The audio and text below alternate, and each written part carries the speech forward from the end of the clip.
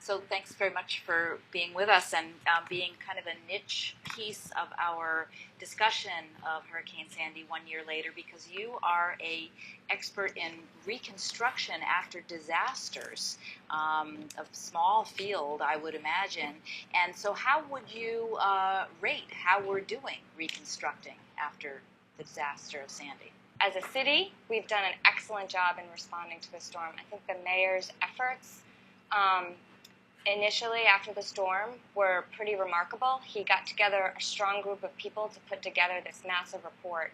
And he did that within 6 months of the storm, which might seem like a long time, but it's really a considerable feat considering the amount of information that's in that report. You look at a place like New Orleans after Katrina, it took them about 2 years to get a real plan together, the New Orleans Unified Plan. So that's a huge positive step in the right direction. The next step is sort of implementing what's in that plan, right? So he had some goals for the end of the year. I think he was supposed to accomplish 59 of the recommendations in that report. And their plan is to get them done by the end of the year. So that in and of itself is also a really big accomplishment. The other thing that was pretty unique about this storm was that immediately after the mayor decided that he was going to do something innovative to get people back into their homes, and he created the Rapid Repairs Program, which we all know had its, there were criticisms of it and whatnot, but in the end, he got 20,000 families back in their home by March, so less than 6 months after the storm, and was able to shelter them in place. Another look at what happened in New Orleans is you lost 50% of the city's population after the storm. We didn't lose any of our population. Right. So he did a couple things right. Sure, now he has to chase down FEMA to get himself paid back, but he's going to leave that up to the next administration. Right. So a lot went well in terms of reconstructing, but we are only a year out. As an outside observer and not someone working in the Bloomberg administration, what could have gone better? If we have to triage what we need to do immediately, what could have gone better, and what are the next steps the city needs to take to get back on its feet?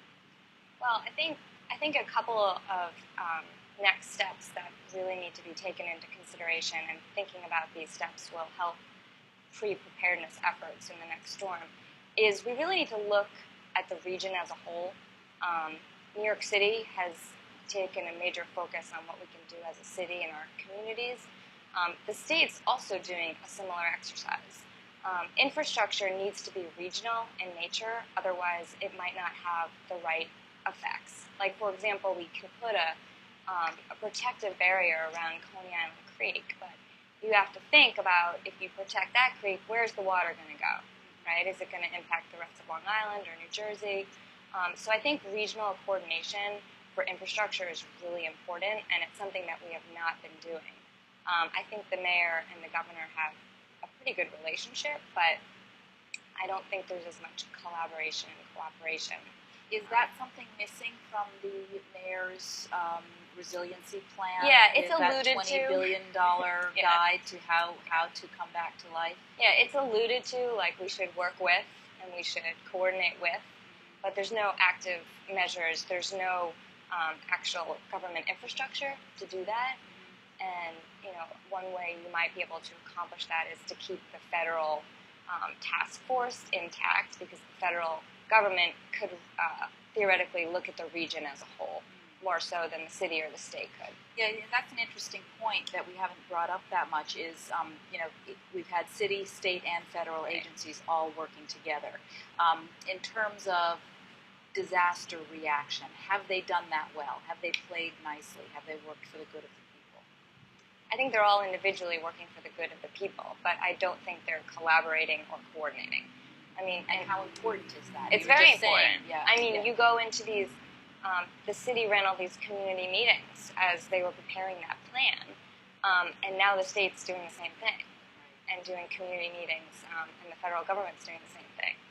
So communities are saying, well, what are all these meetings about? We already told all these things to the last group of government officials who were here. Right. It seems to me that the hardest thing about what you do and how we look at the city and help it reconstruct is that all these disasters are unique. There's no playbook. There's no real precedent. What do you study that informs how you see New York growing back? What are the examples that inform what you think we need to do? Well, the World Bank puts out publications on field guides to rebuilding after disasters. So there's a field guide, but I don't think the mayor turned to that field guide after the storm hit. He took his own action, which he was able to do because of his strong and powerful leadership position. And I think he did an excellent job because that field guide is generic, and it has to apply to different countries with varied government structures and varied communities and different land use typologies. So not it's necessarily major urban centers. Right. So this was very unique. I think what we can do from this storm is learn how the region was impacted so that we can better prepare for the next storm.